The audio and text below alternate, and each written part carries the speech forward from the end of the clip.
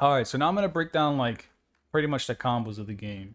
All right, like I said earlier, you got your jab cross, depending on who you're picking. But with Cerrone, specifically for Cerrone, you want to be utilizing his step and jab cross. You can even throw your lead leg kick um after that. Come to the middle.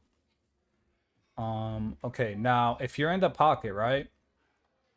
So back to where I was saying with these body hooks right here. These body hooks are most effective when you have an opponent who's throwing a lot of straight punches.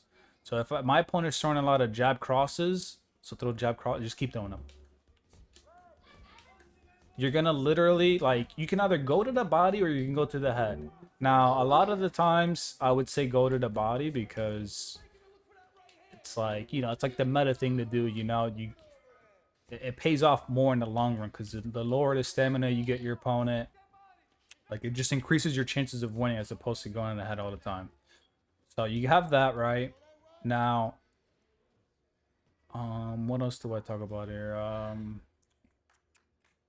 So you get those hooks down, right? Um, always. Jab cross hook. So you got with Cerrone. These are combos I like to use with Cerrone. So you get your jab cross lead. Get up. So you get your jab cross,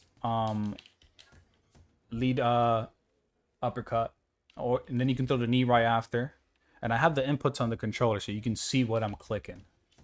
Now, also another thing to take into note.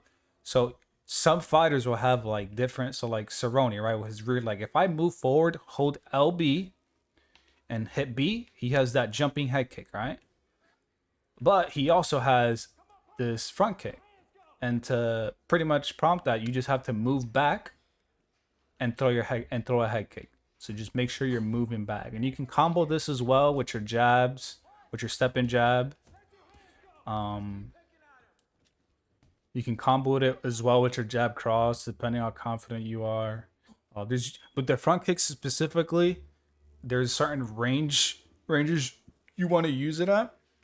It just comes with practice and like testing it out.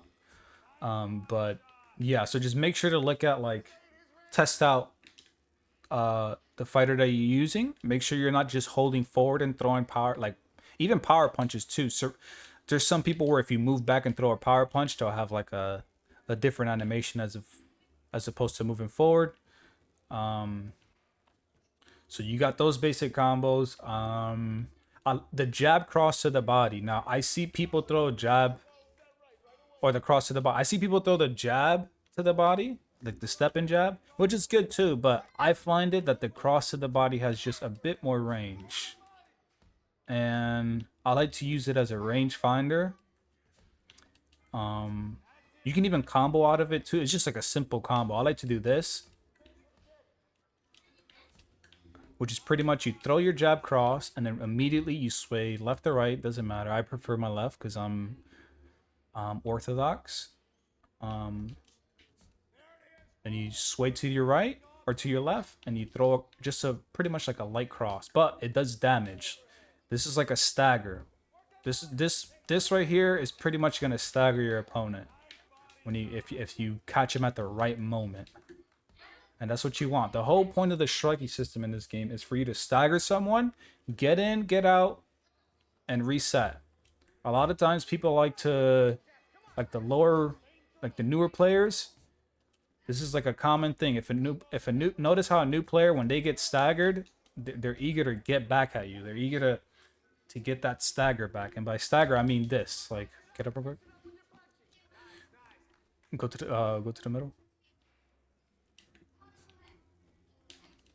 You see like right there how it's like a slight like where the opponent kind of like staggers. Now you can combo that to takedowns. It just depends on like how you're feeling in a fight. But a lot of the times, if you stagger someone, use that to reset because your opponent is probably gonna try to be eager to get back, and you can capitalize on those moments. Um. All right. Let me see. I think that's about it for now.